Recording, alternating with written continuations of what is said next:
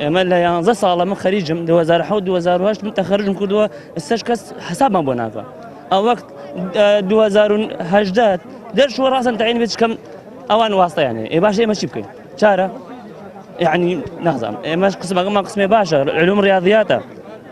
دەرەجەی چاکمان چێنەوە من معادلم 78 يعني من بينجمة لو ما حدا نازم او جاش برو تقديم غير شو نتر عليه نابي مسائل اي باشا مسائل شيء بو اما محاضرين اما مصطفى زنك جنابتان دايغوازن واما رنجي بالصاله معنا دوای 20 سال خوێندن 5 ساڵە ئێمە تەخەڕوجمان کردووە ئێمە خەریجی 2014 هەیە 2007 هەیە 2008 هەیە 4 بۆ 5 ساڵە خەریکە وانە دەڵێتەوە بە بەلاش یعنی بەبێ مقابل باشە بەڕێزم هەر جاری و کتابێک بڵاوەکەنەوە لە سەفحەکان لە تۆڕە کۆمەڵایەتیەکان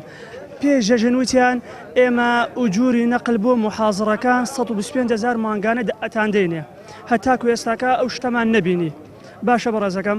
ئەچیتە هەرچ قوتابخانەیەکەوە ئەچیتە هەرچ مەدرسەیەکەوە ئللا 6 بۆ 7 محازڕی تایە هەمووی سەدی شاغرەکانی کردووە ئێ باشە ئێوە ئەوە مامۆستاتانیە بۆ دامەزراندن ناکەن ئێستا ئێمە هاتوونەتە ئێرە ناڵێن دامان مەزرێنن کێشەمان نییە بەڵام مانکەن بە عەقدی وزاری ئەگەر ناشمانکەن بە عەقدی وزاری بە مانگانە مەبلەغێکمان بدەنێ تەنها ئێمەش بتوانین بژێوی ژیانمان ببینە ڕێوە